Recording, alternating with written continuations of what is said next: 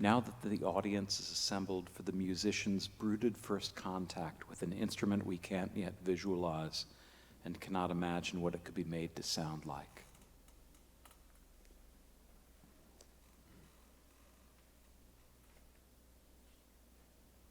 The figure slowly makes as if to remove an instrument from a case whose contours remain obscure. For all we know, the case has always been leaning in the corner of this darkened, already stage-lit room, always behind the door that just closed itself, or was closed by a swift, unnoticed hand. There was a door ajar upstage center, and then it was closed, and the room sealed. When's the start time?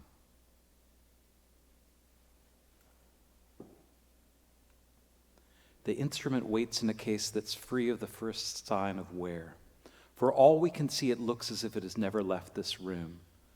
The room itself is newly painted, a black and gray blue, a color to absorb sound, and free of dust. It looks as if it has never left, never been anywhere but behind the door. The audience conducts last-minute stretching exercises in their seats. Regarding the concealed instrument's design, it would be inadvisable to say anything other than nightfall in the covered cage. Nor is it possible to hazard whether the instrument is in tune, if it will function as it should, even the extent to which it can be made to cooperate. How should it function? Not now. What's the occasion? To rise? As if there had been no waiting, a hush, a wave rushing the length of the room, silences exchanges. Catchings up now, times upon us. Do you recognize the figure? The gangly silhouette crossing the stage area, the lighted rectangle without chairs, without audience, its rear two corners touching the back wall of this circular room. Might be this evening's wrangler, a stagehand or tech person qualified to decide whether what's in the case formerly behind the door is ready to function as instrument, is ready to rodeo. There are degrees of cooperation, and we've all seen instruments that refuse to cooperate and are no less the instrument for it, are ready or not to play nice. Perhaps they're less desirable from the perspective of the performer, or less desirable from the vantage of the audience. But there will be no angry tearing off of stripes, no shaming, no expulsion from tonight's event. The tickets have been time-stamped, everyone clocked in, the audience is upon us, time's gathered. When, stepping fully out of shadow, the figure becomes recognizable as tonight's performer, a musician inclined toward, for lack of a better term, improvising, accepting, making do, jerry-rigging, thinking on her feet, famously hashing it out in public, real-time instrument invention, construction, demolition, repair, and referral, solo repurposing, duo repurposing, trio and large ensemble, not to give too much away, but tonight solo and in first contact with, and maybe one-time contact with, the waiting instrument. How could it be made to sound? Unrecognizable instrument, laid bare in the musician's X-ray gaze, that supersensory sometime dividing line between performer and audience. Upstage where there had been a door and where there's now just door erased and sketched in blue-gray blackened space. Space of audience and performer, solo performer, real-time and shared-time instrument builder, and of the brightly lit rectangle of stage abutting these listless, stretching bodies. Every seat is occupied. If the instrument is unrecognizable, how should it be assembled? Downbeat. What sounds occur in the process of preparing the instrument we can't picture and can't picture sounding? Gambit. What's shared time? Picture breath striking solid. Picture breath in mineral, brilliantly polished mineral, breath-polished mineral. Picture breath in unbreakable retrofuturist compound. Picture breath unopposed, breath unceasing, breath in flesh, and the audience softly inhales, with breath traversing aperture, with breath funneled through aperture, with breath so vigorously tunneling, the audience exhales all those sated lungs. The audience breathes in a bit closer to unison, and we still have time, shard time, scads of, to act as one. It will be done. Picture the instrument in no one's memory. Picture the instrument yet to be summoned. Picture the instrument the musician hasn't in fact held or beheld, the instrument the musician's far from assembling. Picture breath stopped short, with breath artfully diverted, with breath whistling across aperture in the dark. A longer rest, a slower rest, a merciless combining of shorter rests, a downshift, and a density change. The musician breathes in and the audience breathes out, a mid-air meeting, the faintest overture of aerial skirmishes. The musician exhales with breath striking chord, with breath exciting chord, with breath zinging the length of fleshy chord, with breath exciting increasingly shorter divisions, to sing. With breath to sing, these progressively smaller lengths of chord doing their damnedest, voice print and thumbprint, to color, to jab, and to smear, to cast one's lot and one's ballot, to find and satisfyingly hold aloft a pitch, a purple thumb present and accounted for upon the memory surface of audience. Breath and sounding body now without stopping, now without separating one gesture from another, held and ongoing, and so and unheard next, without repeating, without recognizing repetition as such, without believing repetition. Now it's the audience's turn. It exhales still more convincingly with a single breath. The musician inhales, bends her steps upstage toward the door erased. Feedback is the consequence of listeners' intensity of focus. A musician occasionally may fool an instrument and an amplifier into believing that he or she represents the will of the audience, acts as delegate. The musician breathes in and sounds the deciding vote, times upon us all with eyes on the lighted rectangle, with breath guarded, with breath surrendered, with flute-like reanimated voice, with holographic unsteadiness, with swagger and flicker, with the satisfyingly husky stripe of feedback, to sing, delivered at the volume of a reassuring speaking voice, to some so reassuring a voice as to trouble. With breath and body sundered, the stuttered vowel resolves itself into an O, captured and stretched like so, a human O in red laser. A dogged whirring of modest patch of ground, the quietest feedback, scaled to the volume, a flute-like voice. Feedback swims above ground. Feedback swims about our heads. Feedback swims in midair, by its nature seeks to exhaust itself, fails. Faints, fails, falls forward, falls end over end. Pratt falls down beatlessly, flails. It's a nervous habit of occasionally gorgeous footprinting, an animal shifting of weight from hoof to paw to hand, infinity catching tail. So give it back. Share alike this unamplified O, unending vowel, our holographic feedback. Feedback sustains as nothing but interior, audience and musician alike enclosed, no matter how quiet.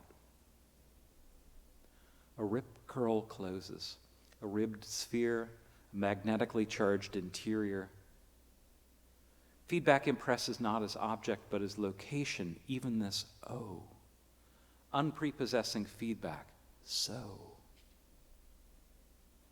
The sine wave can be counted on to thread the needle, deathlessly penetrate the immobilized eye. How can the audience inhabit so modest a sound?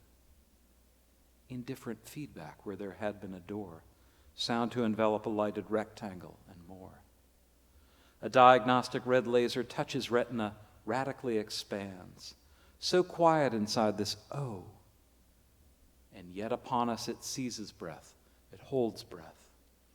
Without separating one gesture from another, without repeating, without recognizing, without acknowledging repetition as such, without believing, and without to anyone's satisfaction describing, it clicks off. Red aural afterimage. With breath held, I could have you expelled. N, counterpoint of two opposing breaths. In the absence of feedback, however quiet. The audience resumes the exercise of breathing as one. One breath for now, after the last, and after the next. A hush, a wave, a sequence, a series, and oh. No longer listening within a sound. Within an interior now voided. Within an interior now forgotten. The wave crashed. The curl ripped. The rip having had it. With breath following breath, with breath hocketing breath, audience and musician encounter one another as airily unvoiced instruments, 2 breaths vectored, 2 breaths insensate, 2 breaths just sliding past, 2 breaths shaped and detached, 2 breaths set on glide, the both unaware, 2 breaths exiting opposite, and neither moves the other. Merely chords in their division, stacking and balancing multiples on multiples within multiples, crossing divisions. No breath-stilling chord, no chord-stilling breath. The fill before the expand, before the just sliding by. No breath stills another. Hexed human chords sensing, blackly picturing, shaping each breath. Hexed chords coordinated just oh. And the mirrored breaths rushing past one by one to disappear, soundless stage right and left, broken specters long since fled, no breath and no memory, let's do it again. To produce no sound and to provoke none. The mystery of what's inside the case climaxes with the musician's comic theatrical stumble and sudden unnecessary dusting, an exclamatory exhale, breath striking solid with no visible result, and a perfunctory sleeve polishing, a skeleton key fingernail inserted with a brief suspenseful wriggle in its oversized lock, 4 clicks of the latches, and it's a brief matter of time upon us, breathes the audience, and then an awful clattering shake, and spills forth, disassembled, manifold, truly unrecognizable as instrument, a dirty heap dominating the stage, dumped inconclusively out. The musician considers the spill that covers the stage. She looks as every bit as surprised as the audience, every bit as disappointed. Audience, musician, heap.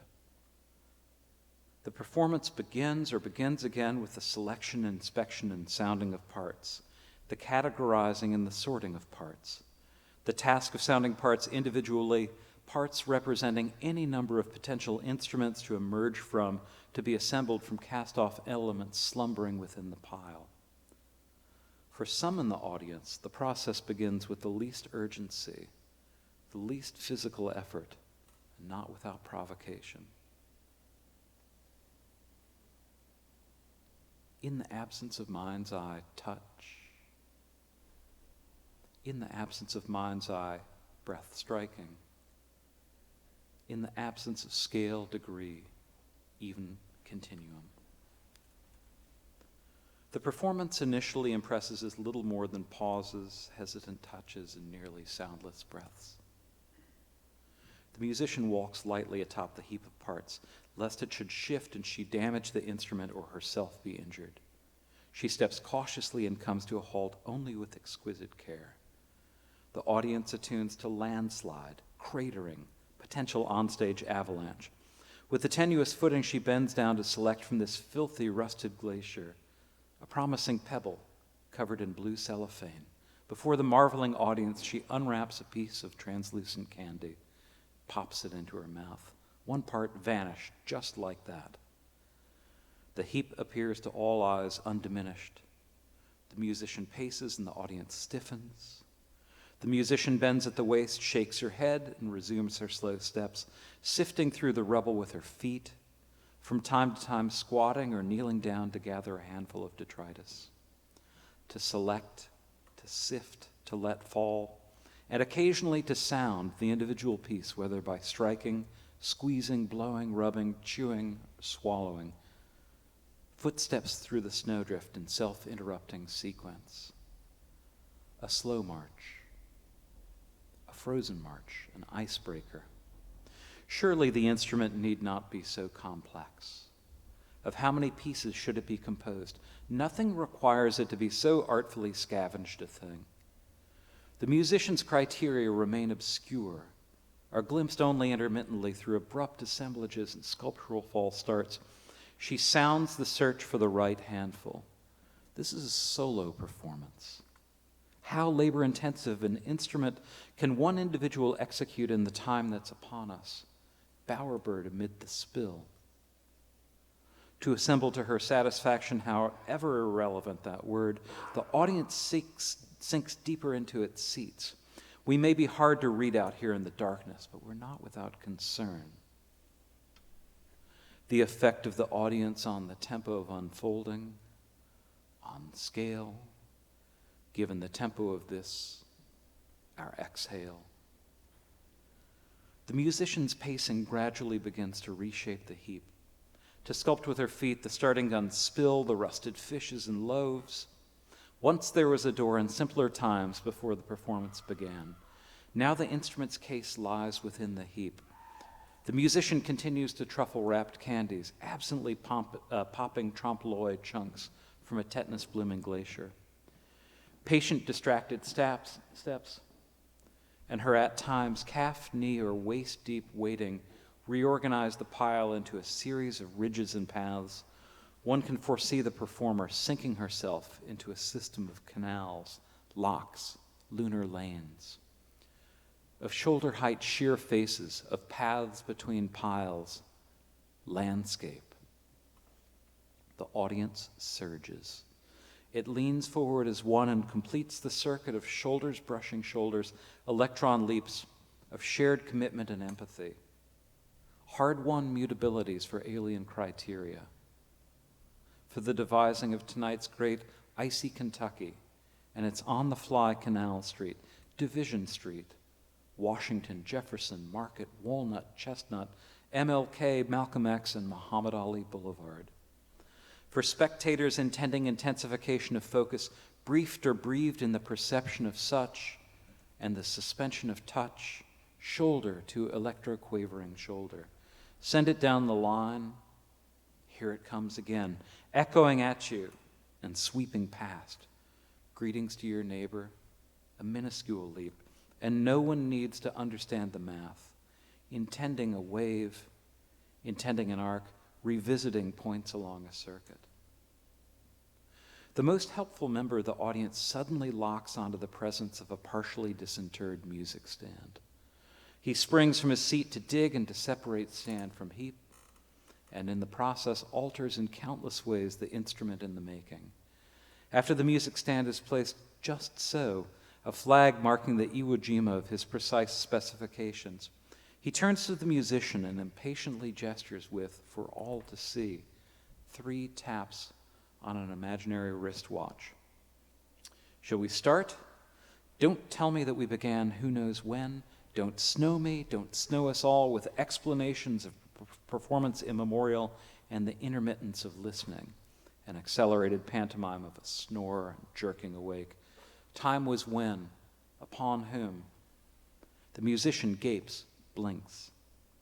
The helpful audience member positions himself down lighted rectangle left, beside one of the heap's more impressive canals, and to the surprise of all present, he indicates with a cocksure hitchhiker's thumb a scavenged, worse-for-wear copy of a score. This should solve any questions that might arise. The volunteer from the audience has done his best to smooth out the crumpled score, to make it readable to the musician and presentable to the audience. He stands knee-deep in trash, eager to assume page-turning duties. 3 more taps, this time upon the stained front cover of the score. Are we ready? He flashes a lottery winner smile to the audience, allows it to evaporate just as quickly, pivots back to the musician with a mask of determination. The 2 figures symmetrically lean in toward the score and share a squint. The audience purrs. We drink up the duo's silent, synchronized eye movements and their careful parsing of the ragged score. 2 audience members in the back row take this opportunity to turn, lock eyes, and gently touch long-stemmed glasses of red wine. A flash goes off to commemorate the alliance of musician and page turner. And the photographer is set upon by a small mob of neighboring audience members who quietly and devastatingly reprimand him with eyebrows and glares. No more photography, no more interruptions. When the two figures on stage complete their businesslike reading of the score, mutual nods, snaps of the neck, the page turner visibly relaxes. Reset for the counting in. A meaningful pause at 0 time, and with 2 hands interlocked and 8 fingers interlaced, and ramping up to the maximum pressure that she can exert in an attempt to pulverize between hard, dry palms another rusted treasure from the heap, the musician neglects to the clear disappointment of the helpful audience member the first and most basic instruction in the score. Compose a gesture that can be repeated. Ignoring this and sidestepping any meaningful assertion of physical mastery, she rubs, scrapes, blows on, whistles across, endeavors to crush, with crossed eyes balances on the bridge of her nose, and shakes violently for a disturbingly long spell, various small implements before slashing a monitory calligraphic XXX into the wall, all part of a series of actions through which the audience recognizes a performer unwilling to repeat herself. No improvising, coughs the page turner, and his frustration and perplexity ripple through the audience. The score is clear on this point. Begin with a gesture, one. Prepare a single gesture that can be repeated. Compose yourself. You needn't start by fishing for the novel implement, nor anticipating the rarest of discoveries from the heap. You needn't start with a disassemblage, and the universe of this piece doesn't begin with a big spill. 0 time means start time. Not prior to the beginning, and not with the most preliminary searching and sifting, no hashing it out in public, no so-called real-time research. Count us in, but never in the absence of an instrument. Don't start with the hope that an instrument will suggest itself. Don't imagine one emerging from the mud, being harvested from the glacier, sourced and with spellbinding pathos conceived and crafted in our presence on an overnight watch recapitulating the timeline of evolution from primordial sea to lighted rectangle. Where do you see that in the score? I'm turning the page now. How difficult it must be for the page turner to ignore the disarticulated heap of pebbles, stones, dirt, mud, menthol candy, Neolithic leather, divination tools, cassette tape, 8-track tape, beta and VHS, shattered 78 RPM records, antiquated soda bottles, extinct currencies, magazines and newspapers rivaling the half-century accumulation in your grandparents' basement, ladies' shoes, men's shoes, babies' shoes, spider-webbed windshields, quivers of wipers, cases of fluids, all manner of industrial lubricants, the barest husk of a Buick ballasted and bottoming out with a trunk full of car batteries. Everything short of the sound of electric blues coming at you several decades of Sundays ago on Maxwell Street. Dig, and you may find a more conventionally musical strata, a vein of beginner-sized violins, bridges, bows, paper envelopes with coils of steel string, plastic recorders, school band instruments in destroyed unbreakable cases, odd fragments of calophone record players, stacks of hymnals, a grand piano's harp, and various demolished frames and skeletons and coordinating structures. All that remains is to choose. Magnetic pathway. Holes await your breath. A volume of air so easily disturbed. How long has it been since the first seat was filled? How long since the performance began? How long walking blues and how long dissembling blues? How long since breath and breath skirmished and exited opposite? How long since the audience first exhaled as one? How long since beginning the quietly sounded labor of assembling the cast-off parts? How long since musician and page turner faced off? Reset for the counting down. We're ready. We're asleep already. Thank you.